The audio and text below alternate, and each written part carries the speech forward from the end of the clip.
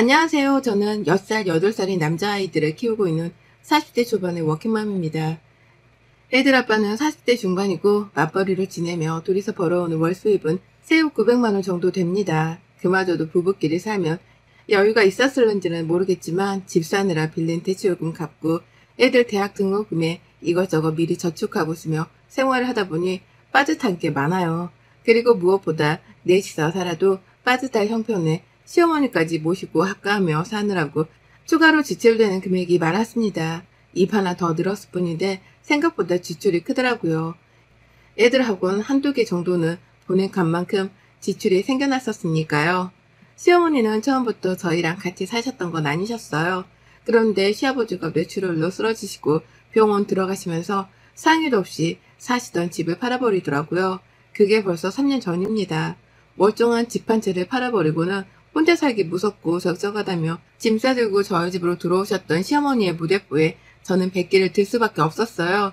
짐 싸들고 들어온 자기 엄마를 쫓아내기도 뭐하다며 남편은 그냥 그렇게 시어머니와 함께 사는 걸로 은연중에 합의를 내버렸고요. 정말 갑작스레 시작된 시아버지의 병치레에 시어머니와의 합가 생활이었어요. 제가 맞벌이를 하느라 하루 사는 게 빠듯하고 고단함이 연속이었는데 맞닥뜨린 상황에 정말 많이 힘들었었답니다. 불행 중 다행이라고 해야 하는 건지 시아버지가 병치레를 오래 하시지도 않고 곧이어 돌아가시게 되면서 수고로움은 거둘 수 있었으나 여전히 제게는 시어머니라는 큰 고비가 있었네요. 결혼하면서 시어머니로부터 시집살이를 딱히 당하진 않았었습니다. 그냥 보통 가정이었고 보통스러운 관계였어요. 부부가 직장 다니며 너무 바빴다 보니 시댁을 먼저 신경 써볼 여유조차 없었고 남편이 알아서 시부모님께 연락을 자주 드리며 살아왔었던지라 제가 나서서 뭔가를 해야 할 필요도 없었습니다. 전 제 부모님 챙기기도 바쁜 자식이었으니까요. 하지만 집부터 팔아버리고 저희 집으로 쳐들어오시는 시어머니의 배짱을 보고 난 후로 스트레스가 이만저만이 아니었어요. 며느리를 얼마나 우습게 봤으면 합가를 하려 하는데 상의조차 안 하고 오려고 하셨나 싶어서 화가 나기도 했고요. 무엇보다 상황이 이 지경이 되었는데도 수동적으로만 시어머니를 대하는 남편의 태도에 머리가 뻗치기도 했답니다. 애들은 아직 어리고 애들 앞에서 부부싸움을 보이고 싶지도 않았지만 시어머니의 존재만으로도 싸움은 늘 일어나곤 했어요. 그리고 무엇보다 함께 살아가면서 시어머니로 인해 더 많은 지출이 생기고 더 많은 집안일이 만들어지는 걸 보며 시어머니와의 갈등이 본격적으로 시작되었네요. 미안해할 줄 모르는 시어머니의 뻔뻔함과 그 뻔뻔함에 찬물을 끼얹고 사람답게 사시라 호소를 해야 하는 저의 갈등 말입니다. 말씀드렸듯이 저희 부부가 맞벌이로 일을 하고 있다 보니 둘 다 집안일에 신경을 못 쓸 때가 많았어요. 저희 큰아이가 초등학교 들어가면서부터는 부쩍 더 집안일에 신경을 못 썼습니다. 이 학교 보내는 준비를 하는 것만으로도 정신이 하나 없는데 부부가 출근까지 해야 하는 와중에 둘째 아이도 챙겨야 했으니 그 고통은 말도 못했네요. 어디 친정이라도 부탁을 하고 싶지만 저희 친정 부모님은 지방에 거주를 하고 계셨기에 서울로 왔다 갔다 하시는 게 쉽지 않았고 시어머니는 그냥 불편하니까 부르고 싶지가 않아서 도움을 청하지도 않았어요. 그렇다 보니 주말이 되면 온전히 침대 위에서 쉰다는 생각보다는 한 주 동안 미뤄왔던 집안일을 모조리 다 끝내버려야 한다는 사명감으로 보냈답니다. 몸이 힘들어 직접 요리를 하기보다 배달 음식을 시켜 때운 적도 많았어요. 집 주변 시장 같은 데를 가면 반찬도 많이 팔고 있어서 거기서 사다가 먹는 경우가 종종 있었고요. 이건 다 저희 부부가 너무 바빴으니까 어떻게든 숨 좀 쉬고 살려고 해본 저희 편의 생활이었습니다. 누가 대신 반찬을 만들어주는 것도 아니고 애들을 봐줄 것도 아닐 텐데 제가 어떻게든 조금이라도 더 편하게 지낼 수 있는 방법을 찾은 끝의 결과였어요. 하지만 시어머니가 학가를 하려고 쳐들어오시고 나서부터 이런 편의 생활은 모조리 다 끝이 나버렸습니다. 쫑이 나버린 거예요. 시어머니가 밖에서 음식도 못 사오게 하고 배달 음식은 애들 키가 안 큰다면서 시켜 먹지도 못하게 했었거든요. 그 흔한 치킨 한 조각조차 말입니다. 저희 애들 아빠 키가 좀 작은 편이에요. 제 키는 170인데 애들 아빠 키가 170이라 제가 밖을 나가더라도 힐을 잘 못 신습니다. 애들 아빠가 뭔 말을 안 하더라도 스스로 여자보다 작다며 기주고 하거든요. 근데 그걸 시어머니가 마음에 담고 계셨던지 부쩍 우리 애들 키 안 크면 책임질 거냐는 소리를 해가시면서 음식 먹이는 걸 단속하시더라고요. 지들 아빠 닮아서 안 크면 어쩔라 그러냐면서 밖에서 반찬을 사온 거면 이걸 어떻게 믿고 먹냐 요즘 애들은 라고 쓴소리를 날리셨답니다. 배달 음식은 애초에 시키려고 할 때부터 핸드폰 집어넣어라 집에서 밥해라 라고 하며 단속을 하신 바람에 배달 어플을 켜지도 못했고요. 그렇다고 시어머니가 직접 반찬이나 밥을 해주시는 건 또 아니었습니다. 밖에서 만들어진 음식을 믿지 못하겠다고 단속을 할 거면 집에서 노는 동안 요리라도 좀 해놓으시면 좋으련만 살림살이에 전혀 보탬을 주지 않으시더라고요. 그 흔한 계란말이조차 미리 만들어서는 제 일을 거들어주려는 노력조차 해주질 않으셨어요. 그러니 저는 입만 살아서 나불거리는 시어머니의 태도에 이미 진절머리가 날 대로 난 상태였답니다. 처음엔 이렇게 함께 살게 된 거 이왕이면 말싸움 없이 좀 잘 살아보자며 시어머니 말씀에 고분고분 받들기만 했었는데요. 아휴, 이게 참 갈수록 제 속을 뒤집어 놓더라고요. 어째 시어머니가 하는 말씀을 다 모아보면 애들 키가 안 자라는 건 핑계에 불과한 것 같았습니다. 그냥 저한테 일 하나 정도 더 시켜보겠다고 집에서 무조건 밥을 차리라며 때를 쓰는 걸로 밖에 보이질 않았네요. 학교 생활이 지속이 되면 될수록 애들 키 걱정하던 모습은 어디로 가고 그냥 저한테 밥을 해달라고 하시더라고요. 집에서 해먹는 게 최고라면서 돈을 아끼라고 말이죠. 누군 돈을 아끼고 싶지 않아서 밖에서 반찬을 사먹는 줄 아냐며 바빠 죽겠어서 시간이 없다고 말씀을 드리면 어머님은 그러더라고요. 세상에 얘는 너 혼자 키우냐? 왜 너 혼자 유별이냐? 라고 말이죠. 애초에 이해라는 걸 바라지도 않았지만 매번 꺼내는 말마다 제 빈정이 뚝 떨어지게 하는 말뿐이었습니다.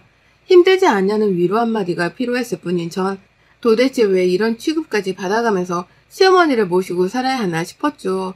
그 바람에 남편과의 부부싸움도 유독 더 잦아졌고요. 그렇게 불편해 죽겠고 제발 좀 나가줬으면 하는 시어머니와의 합가 생활이 계속해서 이어져 갔어요. 그러는 사이 몇 가지 크고 작은 일이 있었는데요. 일단 제가 시어머니께 통보를 했었답니다. 밖에서 일하고 애들 돌보느라 요리할 시간도 없는데 그렇다고 어머님께서 도와줄 것도 아닌 것 같으니 반찬 구비는 제가 알아서 결정하겠다고 말이죠.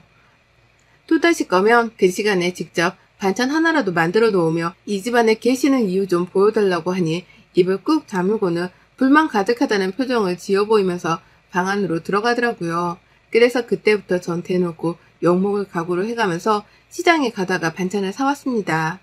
집에서 마음먹으면 주말에 만들 수도 있었는데요. 시어머니 하시는 짓이 너무 화가 나고 방치하려는 남편의 태도가 속이 터져서 그냥 밖에서 사 먹기로 다짐을 했어요. 당연히 반찬 사는 돈은 애들 아빠 월급에서 빠져나가는 돈이었고요. 지도 돈이 아까우면 시어머니한테 뭐라 잔소리를 한 번 정도는 하겠지 하는 생각으로 꾸준하게 남편 카드만 썼답니다. 그러나 얼마 전부터는 시어머니가 그러더라고요. 주방에 참 볼 때마다 칙칙하고 날이 선 게 들어가기도 싫게 생겼다 라고 말이죠. 그 말을 듣고 있자니 하다못해 요리하는 게 싫다며 주방이 못생겼다는 핑계까지 대려고 하는 건가 싶더라고요. 제가 애들 시키고 숙제 봐준다고 퇴근하고도 한참을 제 얼굴 하나 닥지를 못한 채 애들 옆에 있었던 때였는데요. 그런 저를 보면서 말을 걸겠다고 한 게 이 말이었답니다. 그러니 저는 어쩌라는 표정으로 시어머니를 바라볼 수밖에 없었고 시어머니는 그런 저를 보며 이렇게 말씀하셨죠. 아유, 여자가 주방을 좀 틀락거려야 하는 맛이 있어야 하는 건데 사람이 들어가 있질 않으니 팽해 볼 수밖에 라고 말이죠. 그러면서 말귀를 좀 알아들으라는 식으로 자기 허벅지를 손바닥으로 내리치며 짜증을 부리다가 휙 가버리시는데 정말 벙쪄서 아무 말도 안 나왔습니다. 본인도 여자면서 본인이 직접 부엌에 들어가 뭐라도 손을 가져다 대면 될 것을 왜 바빠 죽겠는 걸로도 모자라 시어머니까지 모시고 사는 중인 죄 없는 저한테 잔소리를 퍼붓냐고요. 왜 집에서 하루 종일 시간을 보내는 시어머니가 아니라 밖에서 하루 종일 일하다 오는 내가 부엌에를 들어가야 하는 건지 도통 이해를 할 수가 없었네요. 그렇게 말 같지 않은 시어머니와의 말다툼에 날은 날대로 선 상태로 결국 관계의 금이 단단히 가버리더라고요. 물론 이번에도 시어머니의 예상치 못한 도발로 인해서 가뜩이나 회사 일로 민감하고 바빠 죽겠던 저의 화가 폭발을 해버리는 상황이 펼쳐졌답니다. 아침부터 정말 요란스러운 날이었어요. 작은 애가 아픈데 큰애 초등학교를 보내야 했는지라 남편이랑 저랑 둘 다 각자 애들을 맡아 챙기느라 새벽부터 일어나 정신이 없었죠. 큰애는 초등학교가 하필 멀리 떨어져 있어서 꼭 근처까지만이라도 바래다 줘야 마음이 편했는데 둘째 애가 아프니 유치원에 보내지를 못하는 바람에 둘째 아이까지 데리고서는 첫째 아이 등교를 도와야 했습니다.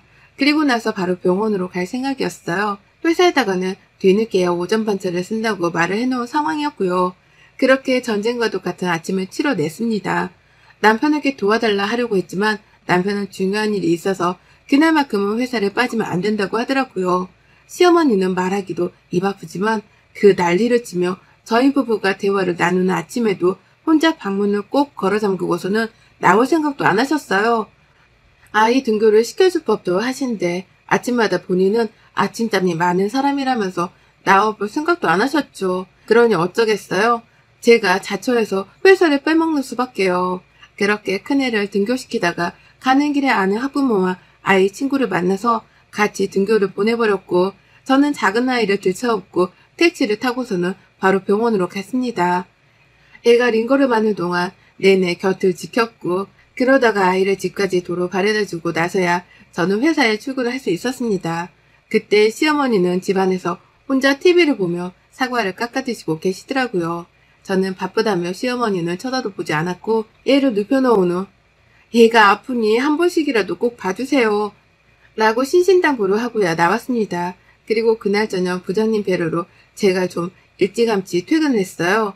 딴 길로 새지 않고 바로 내 아이가 걱정이 되어서 집으로 돌아왔는데 기분이 쎄하더라고요. 집으로 오는 길에 쓰레기장을 지나치는데 기분 탓인 건지 그냥 유난히 쓰레기 봉투가 많다며 시선이 한 번에 갔었거든요. 그리고서 집에 왔더니만 내 집 부엌이 텅 비어져 있는 겁니다. 말 그대로 부엌이 텅텅 비어져 있었어요. 당연히 시어머니가 아무것도 만들어 놓지 않았을 거란 생각을 했기에 아픈 작은애한테 죽이라도 끓여주려고 곧장 부엌으로 갔는데요. 그 무슨 미니멀리즘을 한다는 미니멀 유튜브에 부엌과도 다름이 없었을 정도로 아무것도 남아있질 않더라고요. 제가 무소유를 실천하는 사람도 아니고 미니멀리즘엔 더더욱 관심도 없는 사람인데 제가 봐도 너무하다 싶을 정도로 냄비 하나 남아져 있질 않았습니다. 싱크대 위에 선반이 있으면 그 위에 밥 해 먹을 때 쓰는 냄비가 있어야 하거든요. 얘들 밥은 삼시세끼 먹여야 하는 거니까 그때마다 제가 요리하면서 쓰는 조리도구 같은 것들도 다 주변에 있어야 했고요.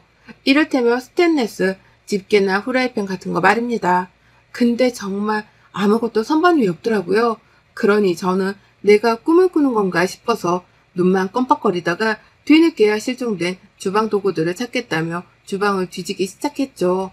상부장이며 하부장이며 정말 눈에 보이는 대로 서랍을 열어가면서 주방 도구들을 찾았습니다.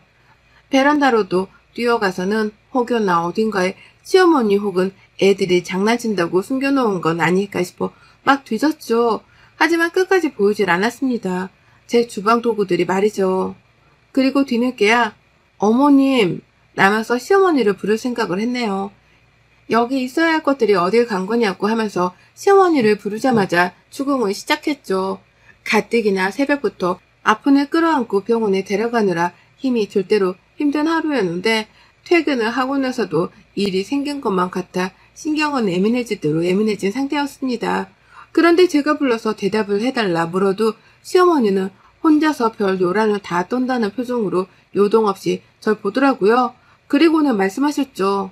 내가 말했잖아. 주방이 너무 안 이쁘다고 칙칙하고 쇳덩어리 같은 걸로만 채워져 있는 게 보기도 싫고 네가 그래서 부엌에 들어가는 걸 싫어하나 싶기도 하고 그래서 그냥 있던 건 싹 다 버렸다. 내일 퇴근하면서 나무 용기 같은 걸로 예쁘장한 것들 좀 새로 사와라.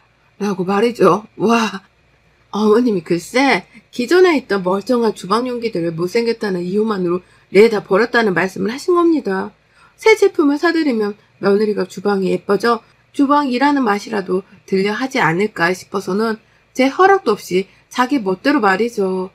그게 돈도 돈이었어요. 주방 용기들 세트로 한 번에 사는데 푼돈이 들어가는 것도 아니고 무엇보다 너무 멀쩡했던 제품들이었는데 그걸 싹 다 상의도 없이 버렸다고 생각을 하니 천불이 났답니다.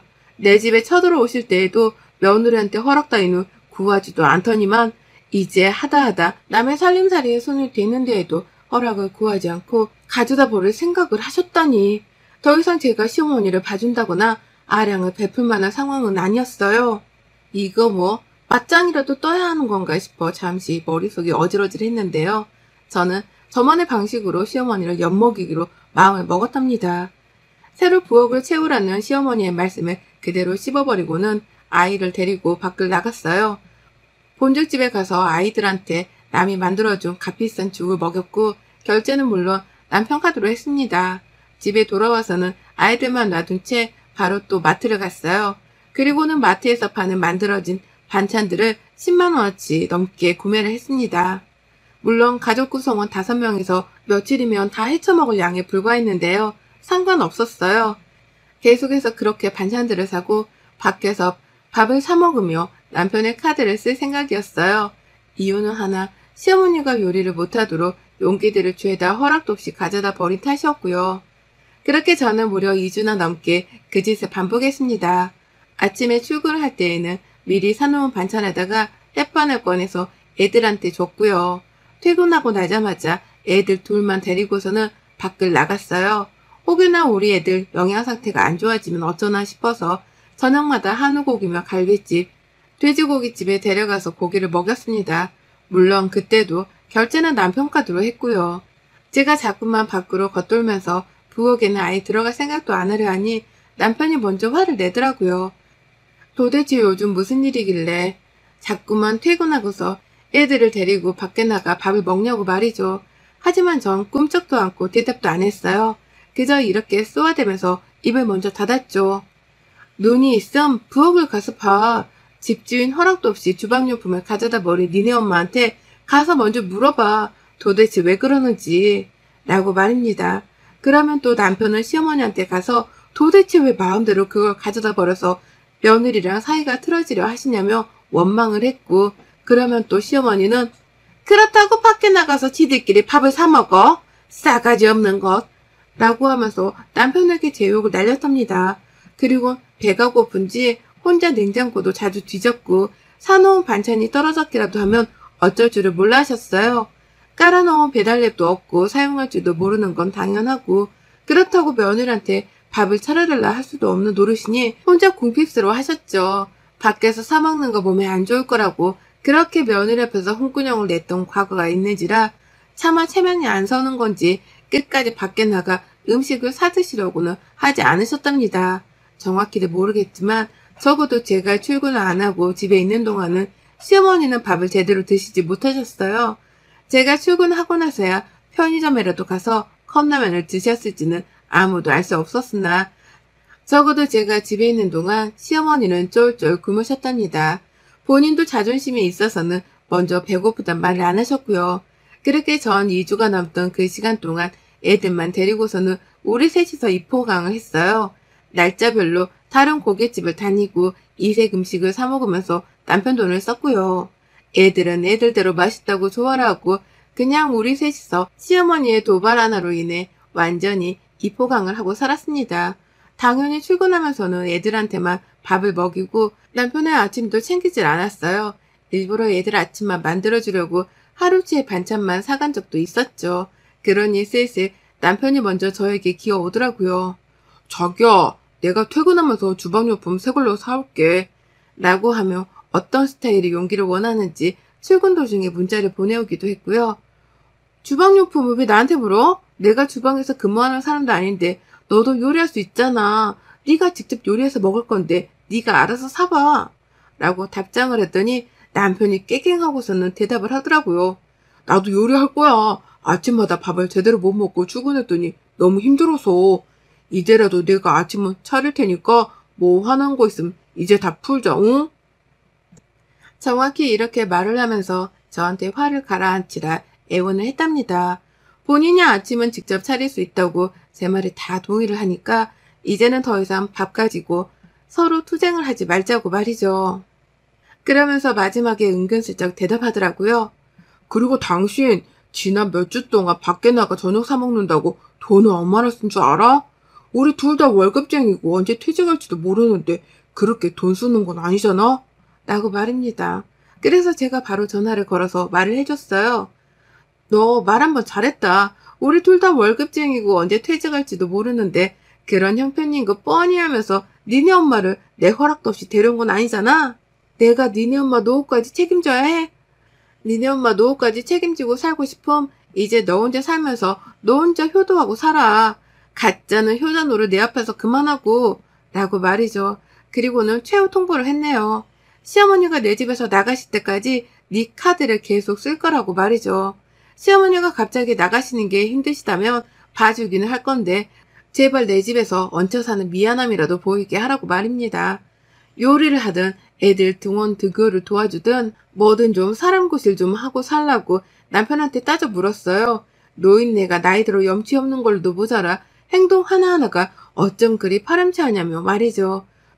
주방 용기도 버린 사람이 도로 사놓게 하라면서 네가 결제하면 내 손에 죽을 줄 알아? 라고 악담을 퍼부었습니다. 그러니 남편도 아차 싶었나 보더라고요. 자기 엄마가 사람 구실 못하고 사는 것 정도는 본인도 익히 알고 있었는데 제가 화풀 생각을 안 하니 말이죠. 이러다 꼼짝없이 이혼당해서 자기 혼자 시어머니를 모시고 살아야 할지 모른다는 상상까지 해버린 건지 그날 남편은 좀 달랐습니다. 제가 퇴근을 하고 집에 왔더니 남편은 먼저 도착해서는 배달 음식을 시켜놨더라고요. 제가 좋아하는 자장면에 탕수육을 말이죠. 그러면서 자기가 미리 장을 봐놨다면서 냉장고에 식재료를 한가득인 것도 보여주는데 옆에서 시어머니가 튀어나왔어요. 내가 앞으로 요리는 다 하려니까 너는 내가 해주는 거 먹기만 해라. 라고 하면서 본인이 이 식재료들로 요리를 할 사람이라는 걸 소개하더라고요. 내 집에 쳐들어온 이래 부엌에 가서 국자 한번 들어본 적이 없던 양반이 이제 와서 2주 넘게 밥을 못 얻어먹고 나서야 통달을 하셨던 겁니다. 그렇게 사먹는 반찬이 별로라고 말하시던 양반이었는데 갑자기 내가 정 만들기 힘들면 밖에서라도 반찬을 꼭 구비해 놓으려니까 걱정 말고 라면서 스스로 기어 제 기분을 맞추려 하셨답니다. 세상 미안해 죽겠는 어린 양 마냥 옆에 와서 남편의 말에 조곤조곤 거들어가면서 자기가 요리를 할 거라는 걸 몇 번이고 어필했어요.